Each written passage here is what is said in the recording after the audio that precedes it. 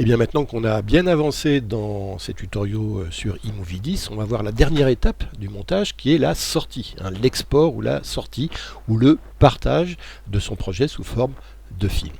Alors, il faut savoir que iMovie se partage en deux interfaces. Depuis le début, on travaille sur la première qui est la bibliothèque ici.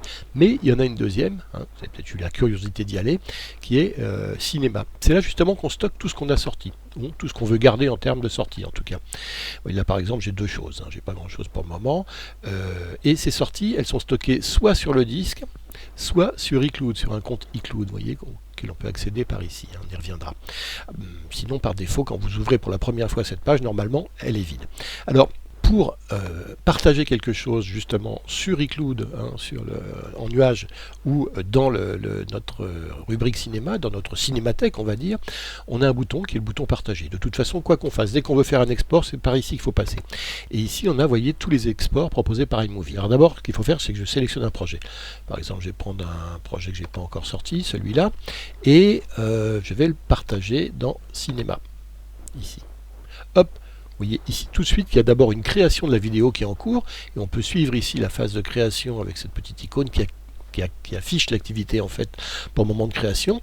Et une fois qu'elle sera créée, elle va être exportée, vous allez voir sur mon nuage iCloud. Hein. Hop, maintenant elle est créée, elle est téléchargée maintenant vers le nuage iCloud. Et on peut par la suite, en appliquant sur cette petite flèche, faire un certain nombre de choses. On peut lire par exemple, ici, vous voyez, hop, je lis en plein écran ce film.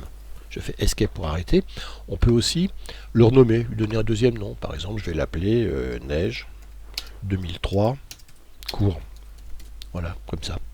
On peut aussi, avec cette petite flèche ici, hein, le supprimer complètement. Ou le supprimer d'iCloud. Alors, pour le moment, je vais le supprimer d'iCloud pour vous montrer. Voilà, ça veut dire qu'ici, si vous n'avez pas encore téléchargé, si vous n'avez pas ouvert votre compte iCloud quand vous ouvrez le cinéma, normalement, vous avez une petite icône qui vous indique ici que ce n'était pas téléchargé vers iCloud, mais qu'on peut le faire en cliquant dessus. Hein, donc voilà, je l'ai déconnecté d'iCloud. Je vais le reconnecter sur iCloud justement en cliquant sur cette icône ici. Ici, ce bloc jardin, il ne me plaît pas, hein, je ne veux pas le garder. Donc je vais le supprimer complètement, pas seulement d'iCloud, complètement. Je le supprime. Alors on me demandait est-ce que vous voulez le supprimer d'iCloud simplement, d'iCloud on dit, ou partout, c'est-à-dire sur iCloud et en interne dans ma librairie Movie, je dis partout, je ne veux pas le garder. Hop, il ne me plaît pas. Alors ici, celui-ci, maintenant, je voudrais faire une modification dessus. Donc le retrouver, comme j'ai beaucoup de projets, je vais avoir du mal si je vais dans la bibliothèque directement. Je clique sur le bouton et je fais afficher dans l'événement. Et ça va directement m'ouvrir le projet et l'événement à la bonne place. Donc j'ai plus qu'à modifier, à refaire un export. Vous voyez que ça peut être très pratique. Alors pour configurer son compte iCloud, hein, c'est pas compliqué, on l'a pas fait, mais on clique dessus. Ça ouvre les préférences système de votre ordinateur à la rubrique justement iCloud. Alors il y a une chose à vérifier, c'est que dans Documents et données, options ici, iMovie soit bien coché. Ça veut dire que maintenant, les documents, tous ces documents-là, pour moi en fait fabriqués dans Aperçu, TextEdit, Numbers, Page ou iMovie, vont pouvoir automatiquement être stockés sur iCloud. Donc ça se vérifie parce que si vous dites ça marche pas, ça peut venir de là, ça peut venir du fait qu'iCloud, que iMovie ici, dans les préférences est décoché. Donc je le remets, je fais terminer et je peux fermer mes préférences. Il faut savoir que si c'est sur iCloud, on pourra ensuite accéder à tous nos montages stockés sur iCloud depuis n'importe quel ordinateur, que vous soyez ici en province, dans un café internet. Vous pouvez également y accéder sur un ordi, sur une tablette, sur un iPhone, sur n'importe quel outil Mac qui soit connecté à votre compte iCloud. Vous pourrez retrouver ces films, ce qui est quand même assez pratique. Ensuite, on va voir un deuxième partage. Je reviens dans ma bibliothèque et cette fois-ci le partage par email. Si vous voulez emailer un film à quelqu'un pour montrer par exemple, oh, regarde, j'ai bien. Donc on fait hop, partage courrier. Alors là j'ai une fenêtre qui s'ouvre ici et qui d'abord me propose, vous voyez, une taille assez faible parce qu'il ne faut pas que le fichier soit trop lourd. En fait, pour pouvoir envoyer sur une messagerie, généralement il faut que ça fasse moins de 10 MO. Donc on me propose une taille qui fait que ce montage globalement va être 1,5. Alors je pourrais même monter la taille un peu plus haut parce que je serai encore à 6 mégabits, ce qui va encore être pas mal. Alors au skimmer, on peut survoler le film pour bien vérifier que c'est la bonne version. On a la durée qui est indiquée ici. Ici la taille, on la règle en fonction encore une fois du taille, on trouve le bon compromis.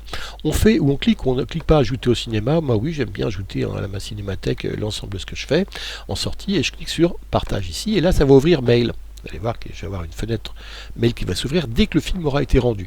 Là pour le moment il y a un calcul de rendu qui s'affiche ici, et dès que ce sera fini, hop, une fenêtre mail va s'ouvrir. Voilà, maintenant je décide à qui j'envoie ça. Je vais me l'envoyer sur mon compte professionnel par exemple. C'est celui-là, ouais, je fais ça, et je peux mettre l'objet, je peux l'envoyer à plusieurs personnes, je peux surtout ici vérifier un petit peu.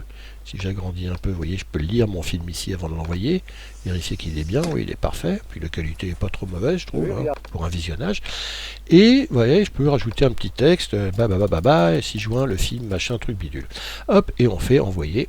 Et c'est parti, le film va arriver sur mon compte d'ici quelques secondes. Si le poids est trop important, alors je reviens ici, je vais aller sur un autre projet. Dans tous mes projets ici, si je vais sur tous les projets, j'ai un projet qui est plus long, qui est ici Courchevel GoPro. Hein, bon, je fais partager par email.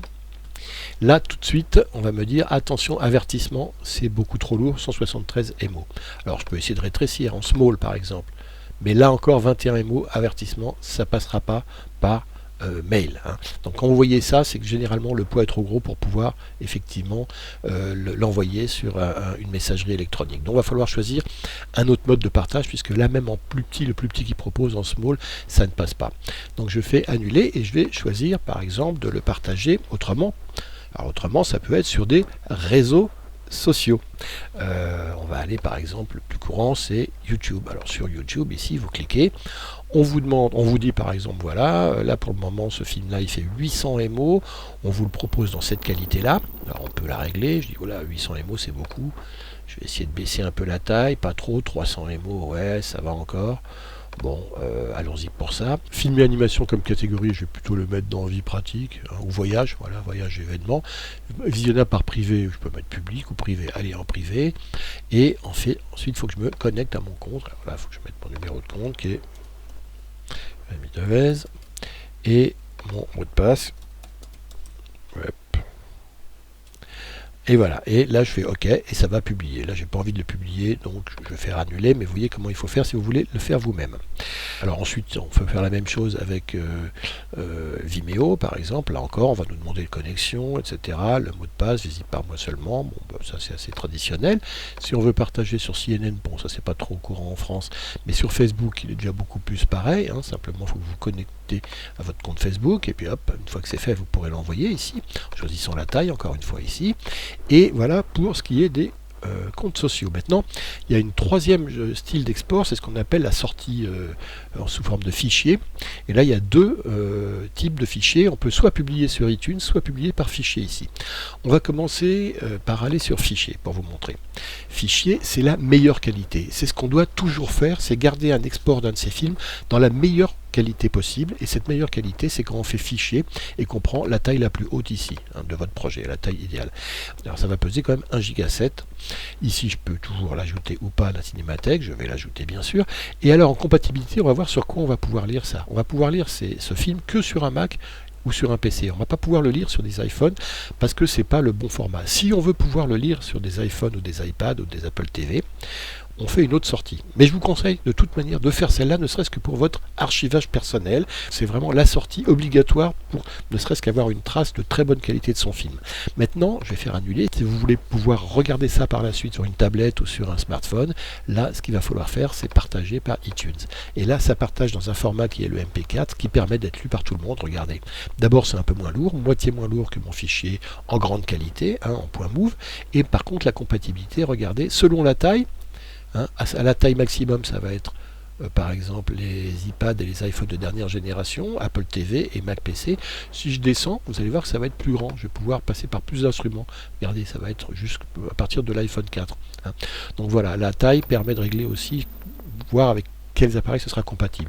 Mais moi je vous conseille de prendre la plus grande quand même. Hein. Ensuite, effectivement, si vous n'avez pas l'iPhone 5, si vous avez le 4, là vous pouvez descendre un peu en qualité pour pouvoir effectivement le lire sur le 4. Voilà, c'est le cas en 720p ici, ce qui est quand même pas mal en qualité. Et là vous faites partager et hop, l'opération de partage va commencer. Et c'est tout pour les notions de partage sur iMovie 10. Merci et à bientôt.